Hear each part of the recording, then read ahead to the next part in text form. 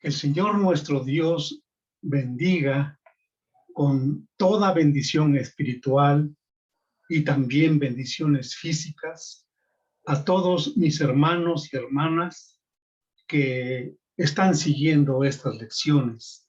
Y ahora nos toca platicar acerca de la lección número 26, que lleva como título La soberanía de Dios.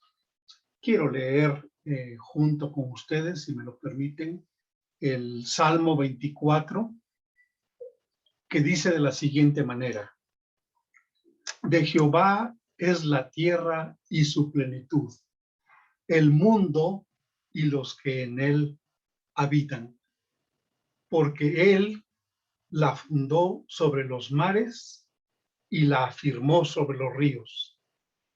¿Quién subirá al monte de Jehová? ¿Y quién estará en su lugar santo?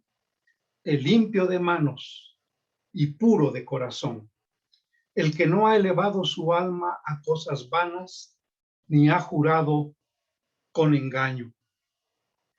Él recibirá bendición de Jehová y justicia del Dios de salvación. Tal es la generación de los que le buscan, de los que buscan tu rostro, oh Dios de Jacob. Sigue diciendo la palabra de Dios, pero ahora en el versículo 7, alzad, oh puertas, vuestras cabezas, y alzaos vosotras, puertas eternas, y entrará el Rey de Gloria. ¿Quién es este Rey de Gloria? Jehová el fuerte y valiente, Jehová el poderoso en batalla. Alzad, oh puertas, vuestras cabezas, y alzaos vosotras, puertas eternas, y entrará el Rey de Gloria. ¿Quién es este Rey de Gloria? Jehová de los ejércitos. Él es el Rey de la Gloria. Y ahora, mis hermanos, vamos a decirlo con absoluta convicción. Lucas 24:45. Señor Jesús, abre mi entendimiento para comprender la Sagrada Escritura. Vamos a decirlo ahora con certeza. Dios, abre mi corazón para estar atento a tu palabra, a lo que tú vas a enseñarme en esta hora. Y vamos a decirlo con toda seguridad. Hebreos 4:2. Señor, aquí está mi fe para acompañar el mensaje y la enseñanza de tu palabra que tienes para mí en este momento, y que me sea altamente provechosa. En el nombre de Cristo Jesús. Bueno, como ya mencionamos, la lección 26 tiene el título de la soberanía de Dios. Y vamos a compartir nuestra pantalla con las diapositivas que tenemos nosotros. Y vamos, por supuesto, a hacernos chiquitos y colocarnos de este lado. La soberanía de Dios, mis hermanos, es un tema que es poco entendido, porque así nos conviene. ¿Qué entendemos nosotros acerca de la soberanía de Dios? ¿Aceptamos que Dios es el soberano? ¿Creemos que la soberanía de Dios es el gobierno que Él tiene sobre todas las cosas, sobre todos los seres y sobre todo el universo, sobre todo cuanto existe, aunque no lo veamos. Así sean seres microscópicos que no los vemos, o así sean galaxias del interior del espacio, allá a una distancia que se mide con años luz y que está a siglos luz. Ahí está la presencia de Dios y ahí está presente su gobierno y su soberanía. Creemos que la soberanía es gobierno, es control, es justicia, que la soberanía es santidad, o solo creemos en que Dios es amor, en que solo hablamos de la gracia y de la paz de Dios,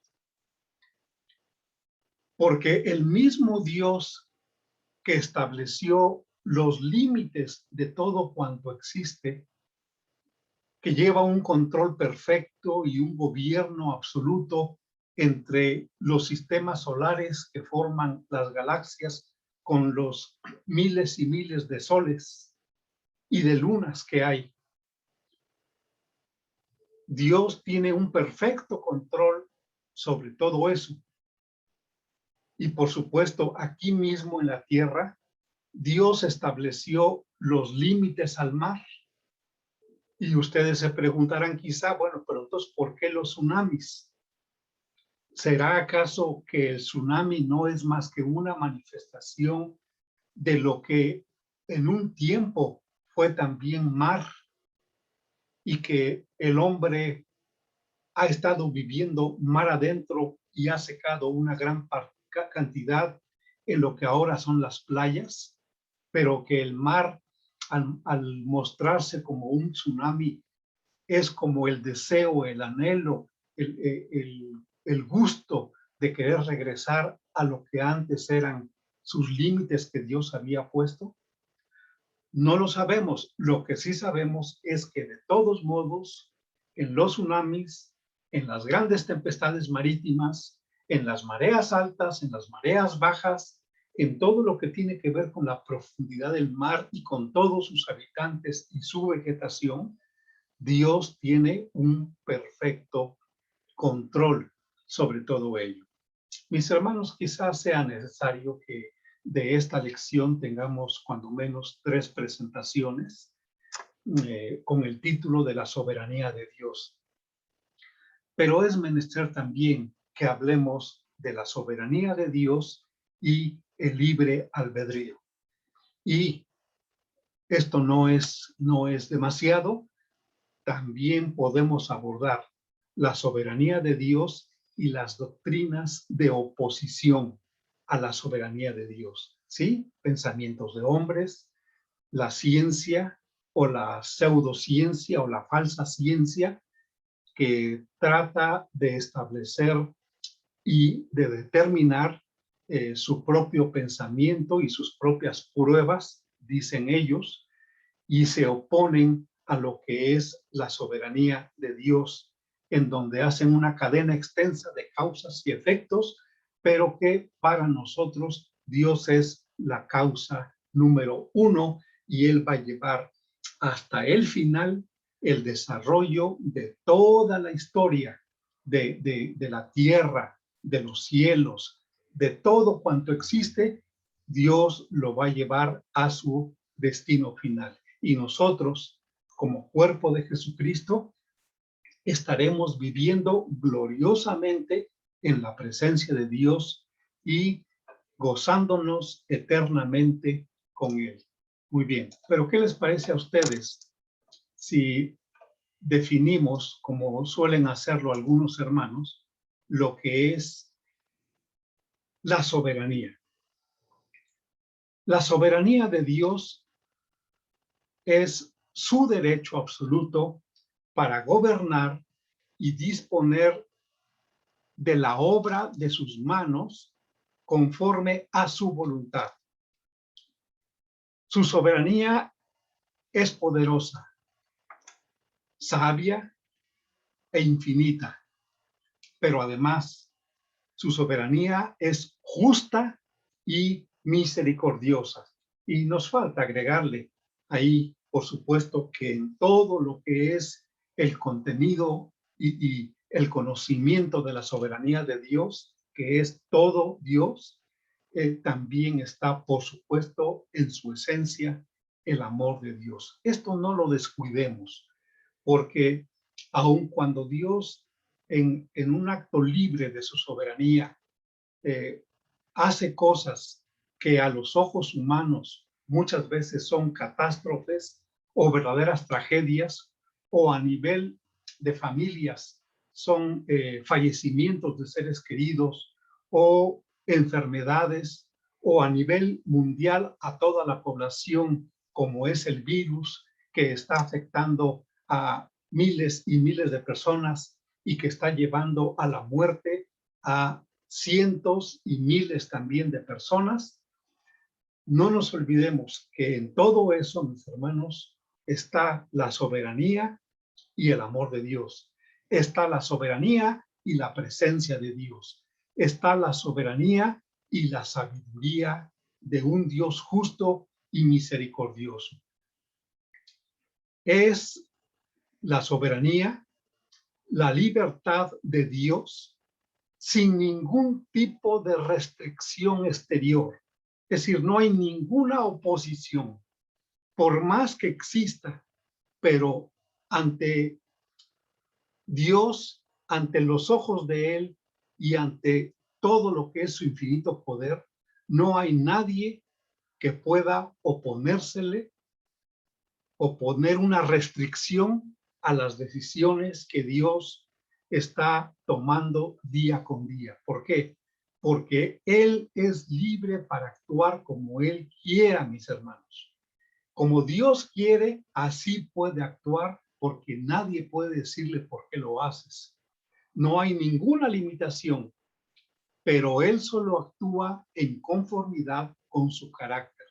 Es decir, Dios no se goza en que la humanidad sufra. Dios, por supuesto, que aborrece el pecado, pero ama al pecador. Entonces, si Dios actúa conforme a su carácter, lo que debemos entender es que sus acciones no son arbitrarias, sino movidas por su amor, que es un amor en el cual debemos confiar, y siempre Dios busca hacer el bien de su pueblo. Busca el bien de todos los que somos sus hijos, pero también busca el bien de la humanidad. ¿Por qué? Porque Dios creó su humanidad. Y como leímos, ¿verdad? De Jehová es la tierra y su plenitud, el mundo y los que en él habitan. Esto me parece grandioso y para mí es suficiente. De Dios como dueño absoluto, como amo y señor de la creación, Dios es el dueño del mundo y su plenitud, es decir, todo lo que contiene el mundo. Y dentro de esta contención, dentro de esta coexistencia con el mundo, está también los habitantes, el ser humano. Por eso dice claramente el salmista David: de Jehová es la tierra y su plenitud, el mundo y los que en él habitan. De esta manera, mis hermanos, es como tenemos esta introducción a lo que es el tema de la soberanía de nuestro Dios. Porque es menester que juntos recordemos qué significa la soberanía de Dios. Y no hay conceptualización, no hay definición, de la soberanía que haga a un lado el que estamos ante un gobernante que tiene gobierno sobre todo lo que él creó y que tiene el derecho, porque él es el hacedor de todas las cosas, y que tiene además el amor para tener ese gobierno y ese control sobre todas las cosas del universo, del pluriuniverso, de las galaxias y también de la Tierra y sus habitantes. Entonces, vamos ahora a continuar.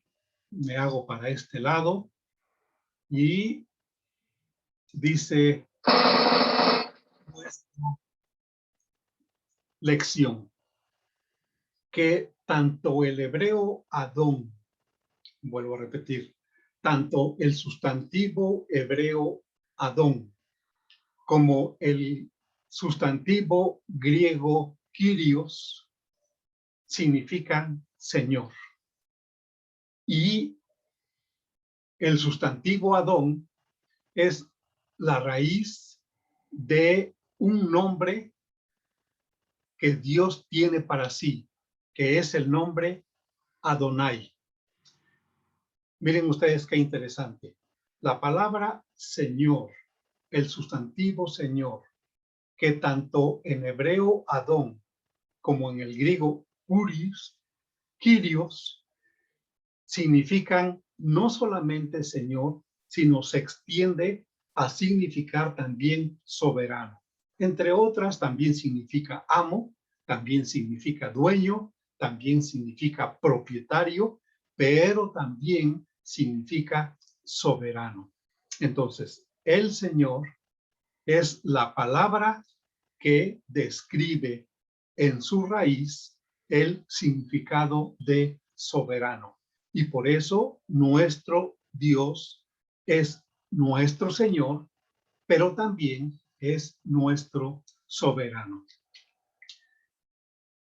La palabra Jehová que viene en la Biblia, pero que nunca es pronunciada por el pueblo hebreo, es la palabra que los masoretas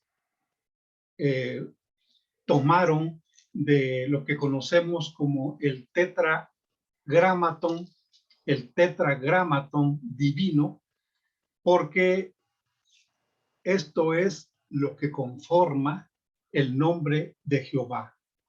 Ahora bien, si el tetragramatón son la letra Yod, lean ustedes de la derecha a la izquierda. Entonces, la Yod es esa como comita que está arriba a la derecha de la letra Hei. Y luego sigue la letra Vav y finalmente otra vez la letra Hei. Estas 4 letras son las que Dios le dijo a Moisés en el libro del Éxodo que ese era su nombre. Si gustan, lo leemos y lo podemos encontrar en el libro de Éxodo. Éxodo, en el capítulo 3, versículo 14. Y respondió Dios a Moisés: yo soy el que soy. Esta respuesta fue ante la pregunta que hizo Moisés: ¿cuál es su nombre? ¿Qué le responderé al pueblo cuando pregunten quién te envió? Y entonces Dios le dijo a Moisés que su nombre es yo soy el que soy. Y dijo: así dirás a los hijos de Israel: yo soy, me envió a vosotros. Y la traducción en español de yo soy corresponde a la palabra hebrea formada por las letras Yod, Hei, Vav, Hei, que significan yo soy, traducido al español, pero que Dios le plugo darse a conocer así a Moisés con ese nombre. ¿Por qué nosotros en español tenemos el nombre Jehová? Bueno, porque los masoretas tomaron las vocales del nombre Adonai, que es también un nombre de Dios, tomaron las vocales y las intercalaron en el tetragramaton. Ahí las intercalaron. De manera que vamos a mostrarlo de esta manera. Aquí tenemos la palabra escrita, Adonai, aquí está Adonai. Y he subrayado la vocal A, la vocal O y el diptongo AI. Ahora bien, los masoretas transliteraron estas vocales para intercalarlas en las 4 letras del nombre de Yahvé, y lo hicieron de derecha a izquierda. Entonces, miren ustedes, lo puse aquí con letras rojas. Tenemos en azul el tetragramaton, está en azul, y lo que equivale a nuestra letra J, la H, la B y la H, que son las letras Yod, Hei, Bab, Hei. Entonces, el diptongo AI, que pasa al español como E, daría la primera sílaba G. Luego, la vocal O la ponemos entre la H y la B, y luego tenemos la vocal A, que sería después de la letra B. Y así, de esta manera, en español, tenemos la palabra Jehová. Entonces, ¿cuál es el origen del nombre Jehová? Tal y como lo tenemos en Reina Valera 1960. ¿Cuál es el origen? Bueno, pues es el tetragramaton con las vocales de Adonai de derecha a izquierda intercaladas en la traducción en español de las letras Yod, Hei, Bab, Hei, que forman el tetragramaton que corresponde al nombre de nuestro Dios, el nombre Jehová. He querido mencionar esto, hermanos, porque debo de recalcar.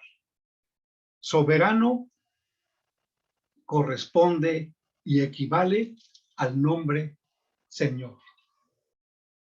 Señor es un título que Dios tiene para sí, en el cual Él muestra su señorío o su soberanía sobre todo cuanto existe. La soberanía de Dios, decíamos hace rato, a veces conocida a medias, en la mayoría de las veces poco entendida, es enunciada y conceptualizada de diferentes maneras, pero siempre persiste el significado de rey y reinado, de poder, derecho de creación. Estas palabras usted las va a encontrar en cualquier definición de soberanía. Derecho de creación, sabiduría, dueño absoluto, destino final de todos los hombres. Y en el libro de los Hechos, en el capítulo 4, versículo 24, nos encontramos una expresión de los primeros cristianos cuando tuvieron la amenaza por parte de los fariseos y sacerdotes de no predicar ya el nombre de Jesucristo. Y entonces ahí leemos nosotros que cuando los discípulos comunicaron, cuando los discípulos Pedro y Juan comunicaron al resto del grupo de la iglesia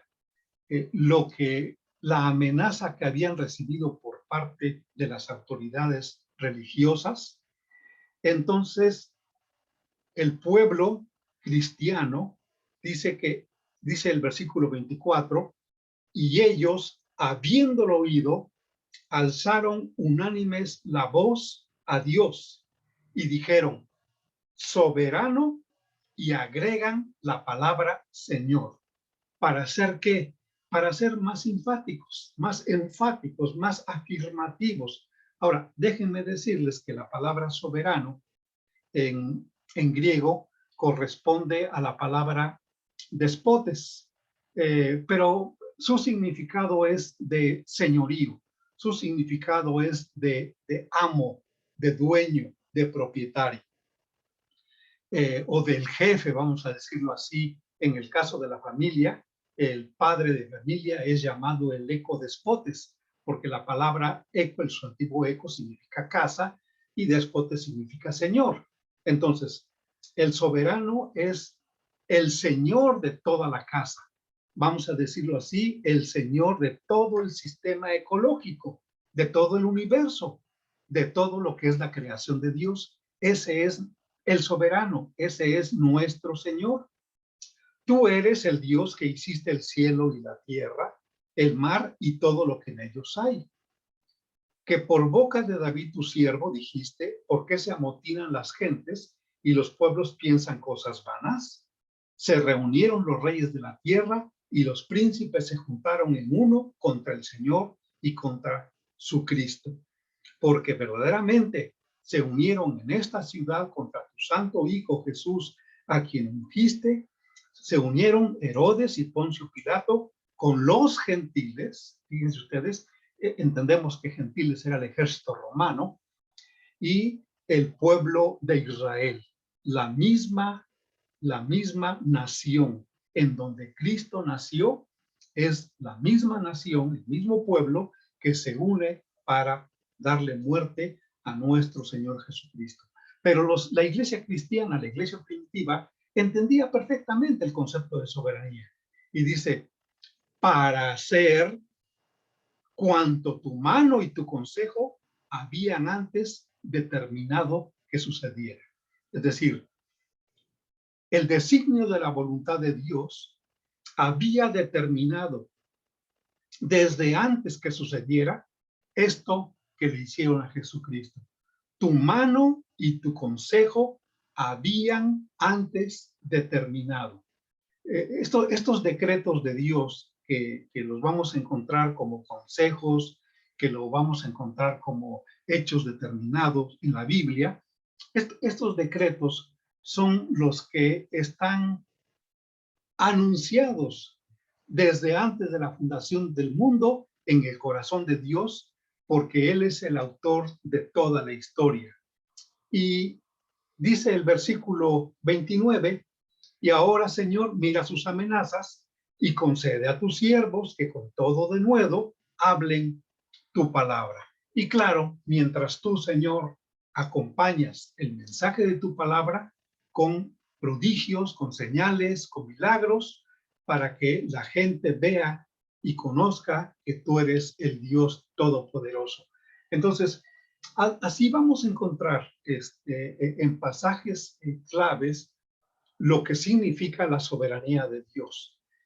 Decretos, determinaciones, estatutos, normas, dichos anticipados, todo lo que Dios tiene en sus planes están manifestados. Y por eso en el libro de los Hechos encontramos que ya la iglesia desde un principio tenía este conocimiento de la soberanía de Dios. Del mismo modo que su santidad, la santidad de Dios, es garantía de que todas sus obras son hechas con rectitud, es decir, no hay nada vergonzoso en lo que Dios hace, no hay nada reprobable en lo que Dios hace. El mismo Jesucristo pudo decirlo enfrentándose a tanta gente muy crítica y falsos moralistas.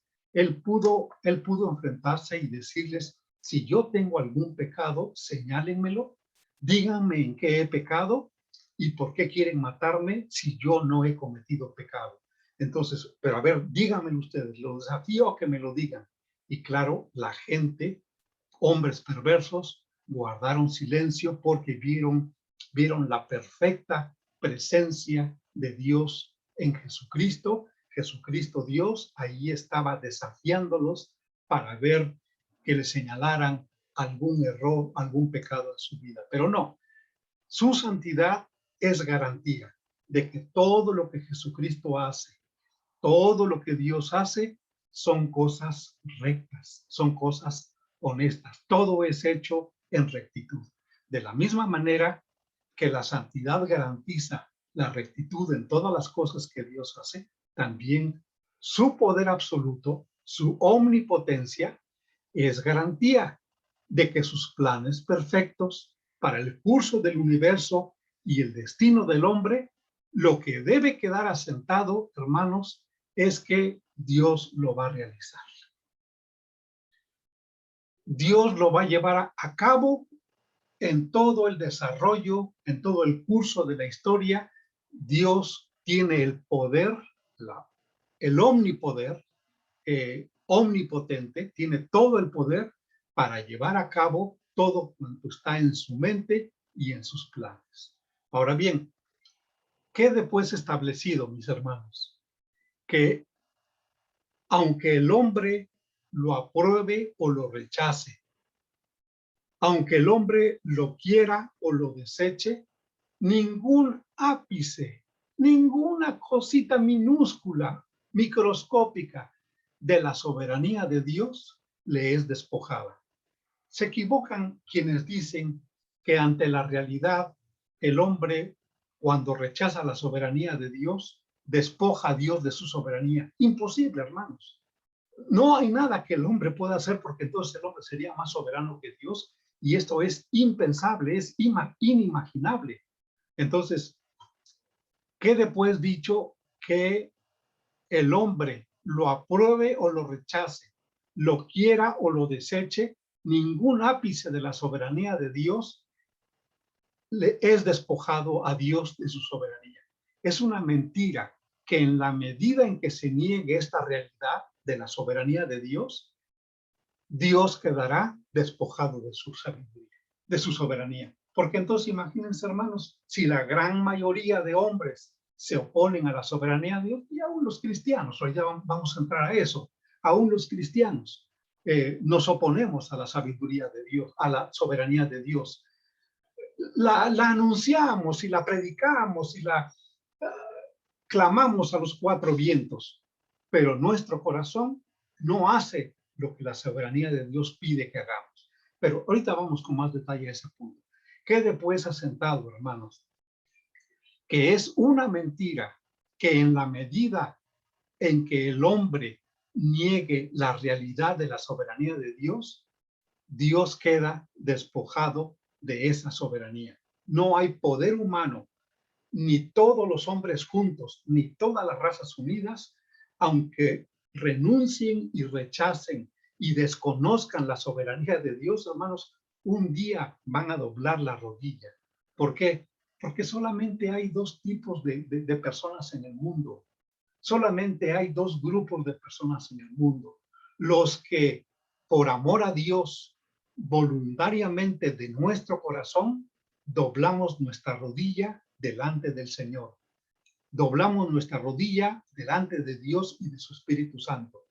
Y hay otro grupo mayor e inmensamente grande que no lo hace, que no dobla su rodilla delante de Dios, pero que un día, en los tiempos postreros, no digo que no, van a doblar su rodilla. Y el apóstol Pablo nos lo dice en Filipenses capítulo 2, dice de la siguiente manera en el versículo 10, 9, por lo cual Dios también le exaltó, está hablando de Jesucristo, hasta lo sumo, y le dio un nombre que es sobre todo nombre, para que en el nombre de Jesús se doble toda rodilla de los que están en los cielos y en la tierra y debajo de la tierra. ¿No que no? Está establecido por el decreto de Dios que un día todos los hombres, absolutamente todos los que en vida no quisieron doblar su rodilla delante de él, lo van a hacer a fuerzas, porque es menester que delante de Jesucristo se doble toda rodilla. Muy bien. Hermanos, vamos ya un poco más adentrándonos a lo que es lo individual. Esta soberanía es lo general, pero vamos un poco más a lo individual. La prosperidad es don de Dios para el hombre, y la desgracia, cuando llega, es porque Dios lo ha hecho.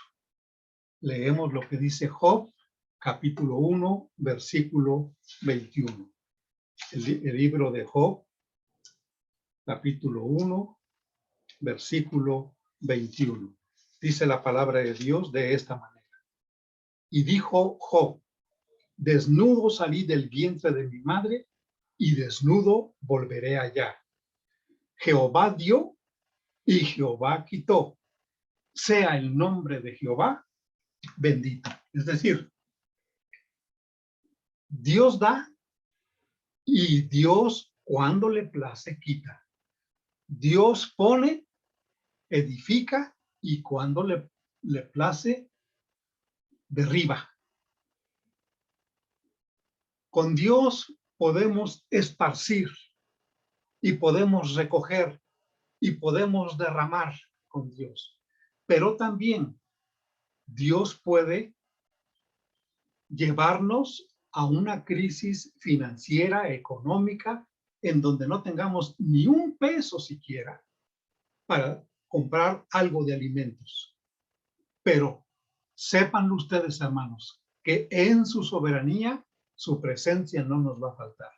Conocí una familia, un matrimonio allá en la Ciudad de México, que por sus años que ya tenían de vida y por los dolores de los huesos y las artritis en los huesos de su cuerpo, a veces ya no podían ni siquiera salir a la tienda a comprarse una sopita o algo para comer. Pero ellos estaban confiando plenamente en Dios. Dios podía haberles quitado la artritis y darles unas piernas ligeras y fortalecer sus huesos y que pudieran salir al mercado a comprar los menesteres para su comida. Dios podía hacerlo y Dios lo hace si se lo pedimos.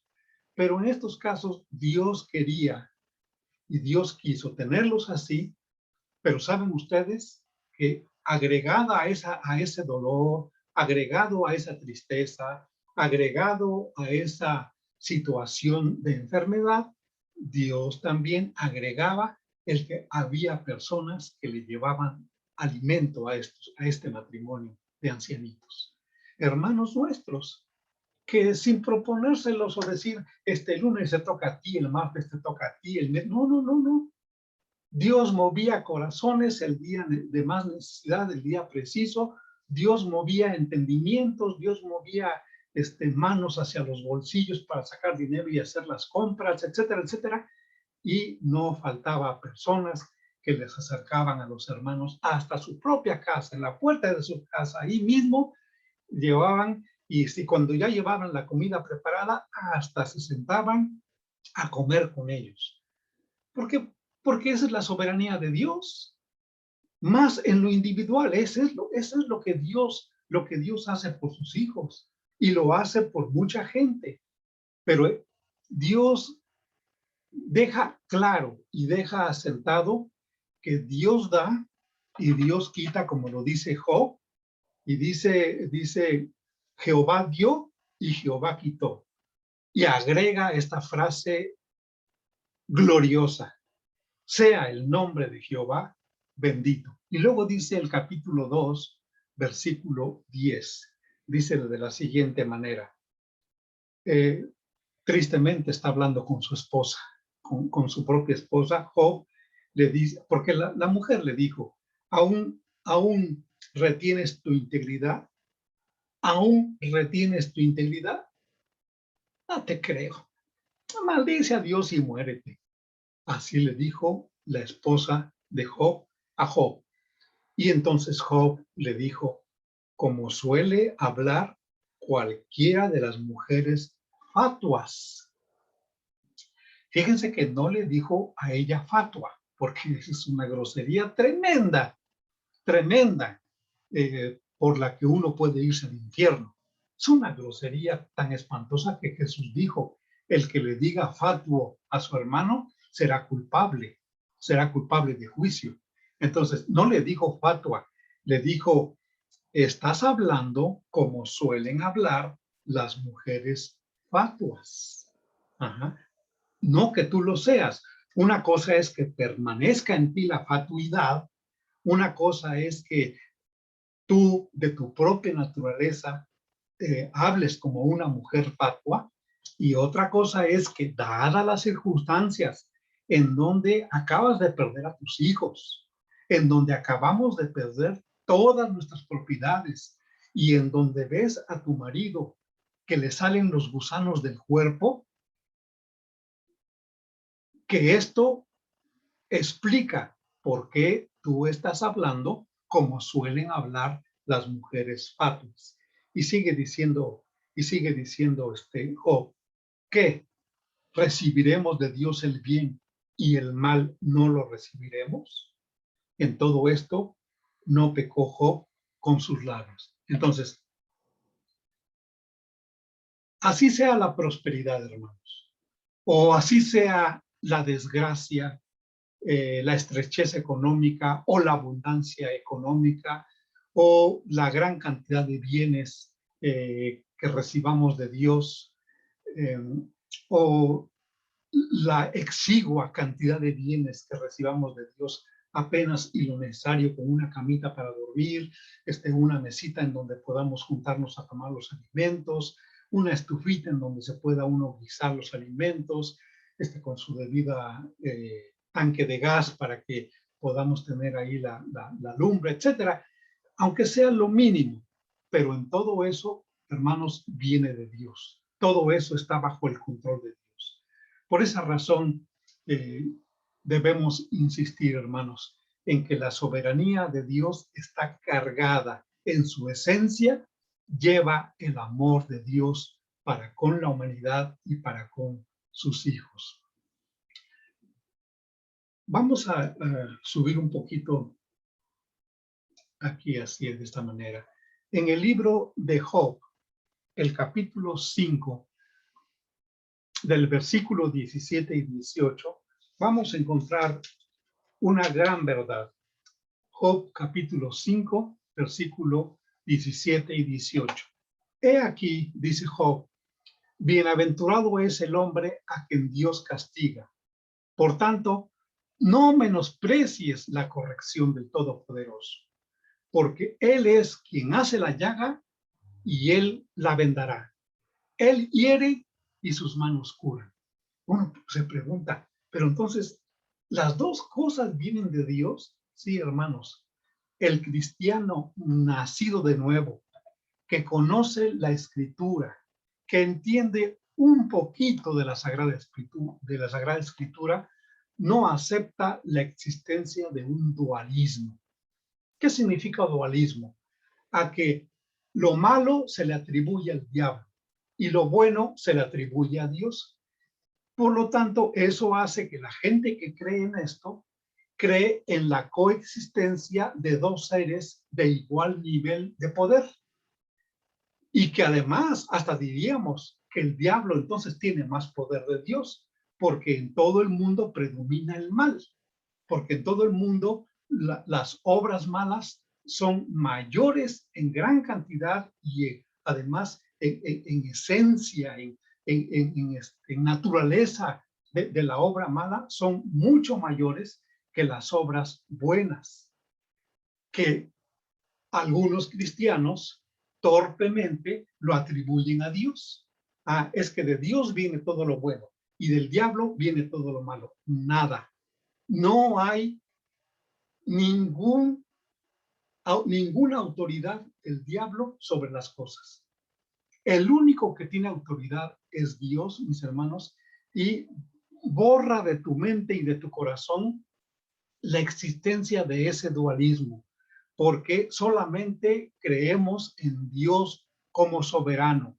Y abajo de Dios está el ser humano, están los ángeles, las potestades, están los seres de las tinieblas. Dios es Señor y soberano sobre el infierno, sobre la tierra, sobre el cielo. Y el diablo y los miles y miles y millones de seguidores que tiene y todos los demonios y ángeles caídos que lo siguen, todo eso está bajo el estrado de los pies de Dios, solamente esperando su condenación eterna para ser arrojado juntamente con sus seguidores al lago de fuego. Él no tiene poder, hermanos. Él no tiene poder sobre todo lo que Dios ha creado.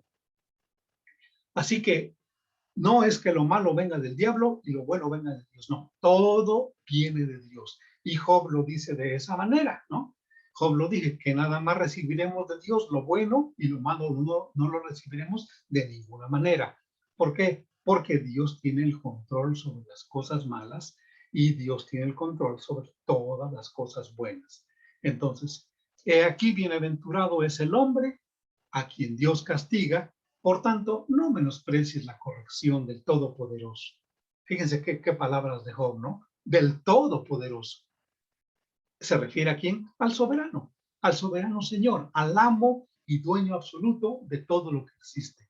Porque Él es quien hace la llaga, pero Él le va a poner sus benditas, sus vendajes, le va a poner su pomadita, le va a echar su alcoholito para que se le quite toda infección. Él vendará y tan, volveremos a la normalidad. Dios hiere, pero sus manos curan. Y hermanos, qué manos tan cariñosas, ¿eh? Qué manos tan amorosas y tan llenas de salud. Sí, todos hemos estado heridos por Dios alguna vez. Todos hemos tenido que caer en la disciplina de Dios por nuestros pecados. No lo neguemos, porque no somos perfectos. Nuestros fracasos, todo lo que nos ha llevado a la ruina es el pecado.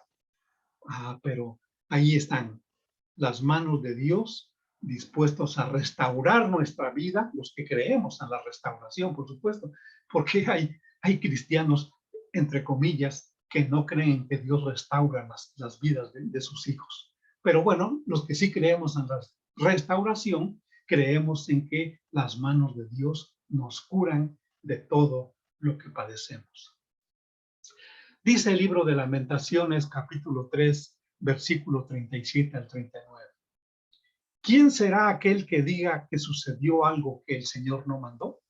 Repito, ¿quién será aquel que diga que sucedió algo que el Señor no mandó? ¿Un temblor de 8.5 grados que destruyó edificios y aplastó a mucha gente al caer ese edificio? ¿Un tsunami que mató a muchas personas?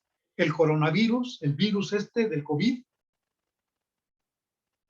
¿Quién será que diga que sucedió algo que el Señor no mandó? Más bien preguntémoslo. Vamos a preguntarnos, hermano, Señor, ¿por qué mandaste este virus a todo el mundo? ¿Y por qué inclusive tus escogidos están muriendo? ¿Por qué, Señor, tus hijos, amados de tu nombre, llamados para ti, por qué sucumbieron ante los efectos de este virus? ¿Y por qué muchas personas están muriendo todos los días? Dice la palabra de Dios, no te preguntes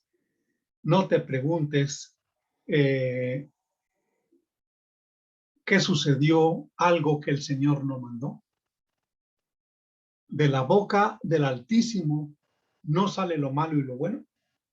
Caray. Solo porque la Biblia lo dice, lo creo. De la boca del Altísimo no sale lo malo y lo bueno. ¿Por qué se lamenta el hombre viviente? ¿Por qué estoy quejándome del COVID y de esta pandemia y de este encierro, este claustro que estamos todos en nuestras casas y no salimos como quisiéramos salir? ¿Por qué me estoy lamentando? ¿Por qué se lamenta el hombre viviente? Dice la palabra de Dios, laméntese el hombre en su pecado. Esa es la respuesta.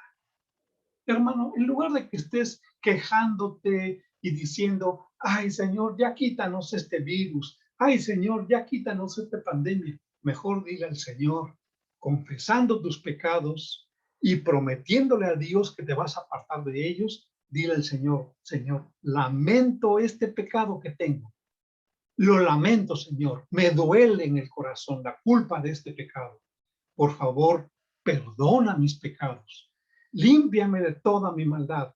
Hazme una persona santa y pura delante de ti. Señor, te ruego en el nombre de Jesucristo, mi único Salvador, mi suficiente Salvador. Te ruego, Señor, que entres plenamente a mi corazón, que quites todo lo malo que hay. Examíname, oh Dios, y ve si hay en mi camino de perversidad. Y límpiame, Señor, porque te amo con todo mi corazón y quiero que con el poder de tu Espíritu Santo me apartes de todo lo que es la tentación y del pecado y que yo pueda ser una persona que siga fielmente tus pasos. Y lamento, Señor, todos esos pecados que hay en todos los hombres que no quieren arrepentirse de su maldad. Eso es lo que tienes que lamentar. No el lamentar que tengas pobreza, no el lamentar que no tengas el auto del año 2022, no lamentarte de que no puedes hacer un viaje a las playas de Oaxaca, no lamentarte a que no puedes comer suculentos banquetes y darte una vida de rico. De eso no te tienes que lamentar. Que haces las cosas y que te cuesta trabajo, okay. Confía en Dios. La soberanía de Dios demanda de nosotros certeza, demanda de nosotros convicción. ¿De qué? De que dentro de toda la soberanía de Dios, que es para bien de sus hijos, que es para bien de su pueblo, que es para bien de su iglesia, esa soberanía está llena del amor de Dios. Y que todo lo que vemos que Dios hace en acción plena a su absoluto poder, nos congratula, hermanos, nos da gozo, nos hace contentamiento, nos hace estar felices porque vemos que estamos del lado de Dios. Él no se avergüenza de llamarnos hijos. Jesucristo no se avergüenza de llamarnos hermanos. Entonces, estamos bien en el lugar indicado, hermanos. Así que por esa razón, no te lamentes de todo lo que estamos viviendo. Lamentate de que todavía siga el pecado, porque hasta en tanto el hombre no se arrepienta de sus pecados, el hombre va a seguir padeciendo no solamente este virus. Ya pasamos el periodo en el cual la gente lamentó mucho el SIDA, ¿no es cierto? Sobre todo la gente perversa y mala lamentaban mucho el SIDA. Bueno, ahora la gente lamenta el COVID. Hermanos, van a venir más cosas. La palabra de Dios es clara cuando dice que nos vamos a enfrentar a una gran cantidad de cosas que van a provocar mortandad. Llámese pestes, llámese microbios, bacterias, virus, llámese lo que sea, guerras, todo eso el ser humano va a seguir enfrentándose, pero son las señales, aún no es el fin, dice la palabra de Dios. Bueno, Isaías capítulo 14, versículo 24 y 27, y ya con esto creo que terminamos esta primera parte que decíamos, hermanos. Isaías capítulo 14. Dice la palabra de Dios en el versículo 24 al 27. Jehová de los ejércitos juró diciendo, ciertamente se hará de la manera que lo he pensado y será confirmado como lo he determinado. Así o más clarito. Se los leo otra vez. Jehová de los ejércitos juró diciendo, ciertamente se hará de la manera que lo he pensado y será confirmado como lo he determinado. Algún hombre puede decir, no, no te va a salir. Algún hombre puede decir, ¿y por qué lo haces si yo tengo mi propia voluntad? Si yo tengo mi propio señorío, si yo tengo mi propia soberanía y si yo tengo mi libertad y mi libre albedrío, ¿por qué lo haces tú? ¿Por qué lo vas a hacer tú? Jehová de los ejércitos Tal es su nombre, hermanos. Si no te da miedo, si no tienes temor de Jehová de los ejércitos, entonces no tienes temor de nadie, ¿eh? Ciertamente se hará. No te estoy pidiendo permiso. Se hará de la manera que lo he pensado. Es más, si lo aceptas bien, si no lo aceptas, tú mismo llevarás tu propia consecuencia y serás condenado. Se hará de la manera que lo he pensado y será confirmado como lo he determinado. Que quebrantaré al asirio en mi tierra y en mis montes lo hollaré y su yugo será apartado de ellos. Su yugo será apartado de ellos.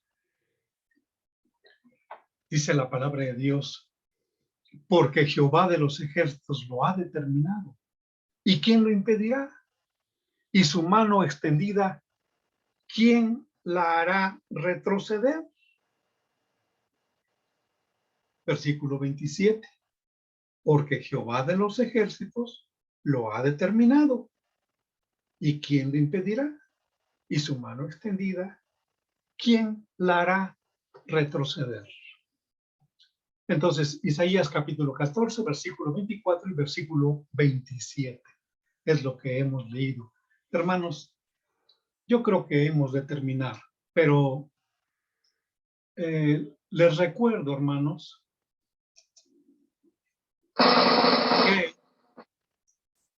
es menester que estudiemos la soberanía de Dios y el libre albedrío, y luego estudiemos las doctrinas, o cuando menos una o dos o tres doctrinas que se oponen a la soberanía de Dios. Es decir, en qué parte, en qué aspecto, qué cosas predican entre ellos, qué cosas creen muchas personas, que es una clara oposición a la soberanía de Dios. Mientras tanto, mis hermanos, en el nombre de nuestro Señor Jesucristo, encomendamos este mensaje que hemos grabado y confiamos que edifique nuestras vidas, pero que vaya más allá de edificar nuestras vidas, que nos mueva, hermanos, en nuestro corazón a pedirle a Dios que se haga su voluntad, así en el cielo como en la tierra y en mi corazón.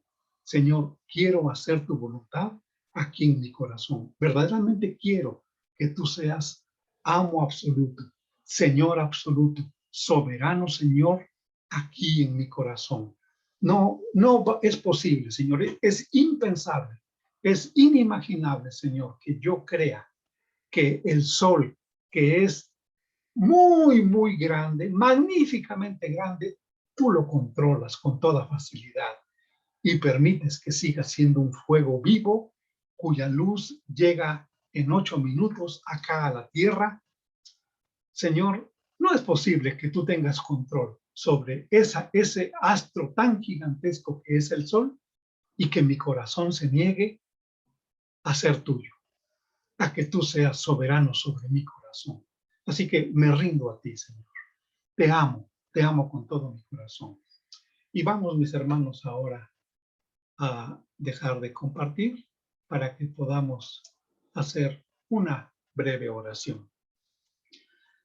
Bendito Dios y Padre Celestial, tu soberanía va unido a tu amor, a tu justicia, va unida a tu santidad, pero también va unida a tu paz. Y tú quieres de mí, Señor, la obediencia, porque tu soberanía es tu voluntad. Tú quieres que mi corazón esté rendido a ti, es tu voluntad. Y yo, Señor, con toda confianza, con todo amor, rindo mi corazón ante ti. Haz de mí lo que tú quieras, Señor. Aunque lo que hagas no siempre lo comprendo, ya sé cuán grande y cuán inmenso es tu amor. Señor, has hablado a mi corazón en esta hora. He oído tu palabra y temí. Confirma en mí, Señor, el pensamiento y la verdad escrita en tu palabra. Tú eres Señor absoluto y soberano de todos los mundos. Y Señor, aquí está mi vida para que tú seas Señor en mi vida. Amigo, que estás viendo este mensaje, estás escuchando estas palabras, si tú no has rendido a Cristo tu corazón, abre a Cristo tu corazón y dile al Señor Jesús, Señor, perdona todos mis pecados, límpiame de mi maldad, santifícame con tu espíritu y tu palabra, entra a mi corazón y haz de mi corazón un corazón puro, un corazón para que tú habites por la fe en mi corazón. Padre, gracias porque soy tu hijo, porque he recibido a Cristo en mi corazón, en el nombre de Cristo Jesús. Amén. Amén. Que Dios nos bendiga, hermanos, y no se les olvide que tenemos pendientes 2 pláticas más, una sobre la soberanía y el libre albedrío, y la otra sobre la soberanía y las doctrinas que se oponen a la soberanía de Dios.